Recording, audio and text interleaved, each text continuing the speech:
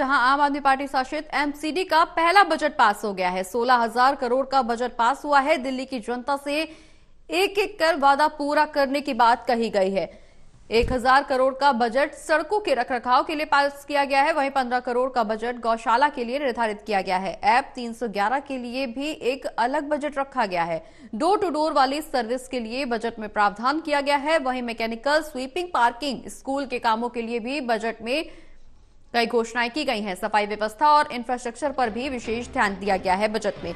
बता दें कि एमसीडी के बजट से बीजेपी के पार्षद संतुष्ट नहीं हैं। एलजी से बीजेपी पार्षदों का प्रतिनिधिमंडल मिलने पहुंचेगा और क्या कुछ बातें बीजेपी की तरफ से कही जाती है ये तो देखने वाली बात होगी, लेकिन इस दौरान एमसीडी का बजट पास हो गया है। 15 करोड़ का बजट गौशाला के लिए निर्धारित किया गया है, जबकि ऐप 311 के लिए एक अलग से बजट रखा गया है। डोर टू डोर सर्विस के लिए भी बजट में प्रावधान किया गया है। मैकेनिकल, स्वीपिंग, पार्किंग, स्कूल के लिए भी बजट बनाया गया है। एमसीडी के बजट से बीजेपी के पार्षद हालांकि संतुष्ट नहीं है। बीजेपी पार्षदों का प्रतिनिधिमंडल एलजी से मिलने पहुंचेगा। बता दें कि आम आदमी पार्टी शासित एमसीडी का पहला बजट पास हो गया है। टाइम मांगा है तो उन्होंने मिलने के लिए अभी हमें इनवाइट किया।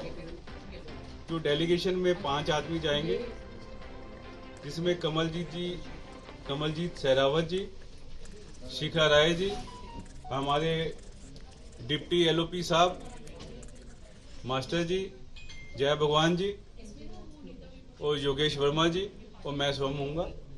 अभी हम देकर आएंगे क्योंकि ये टोटली अनलॉफुल है और भारतीय जनता पार्टी के निगम पार्षद इसको बर्दाश्त नहीं करेंगे, गलत काम को। और हम एलजी साहब को कहेंगे कि आज के बजट के ऊपर वो अपना संज्ञान लेंगे।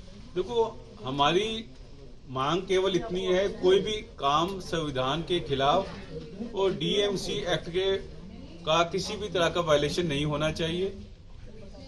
जब हाउस के अंदर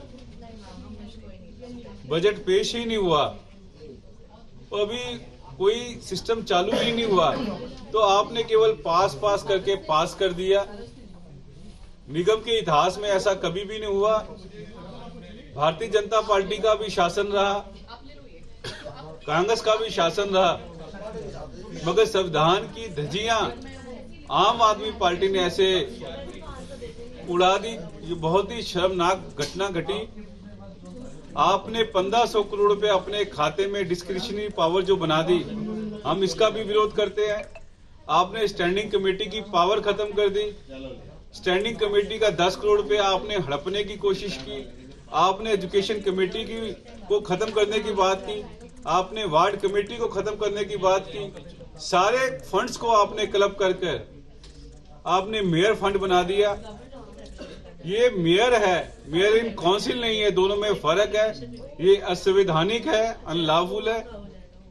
हम एलजी साहब से बात करेंगे, गुजारिश करेंगे और अपनी बात वहां पर रखेंगे।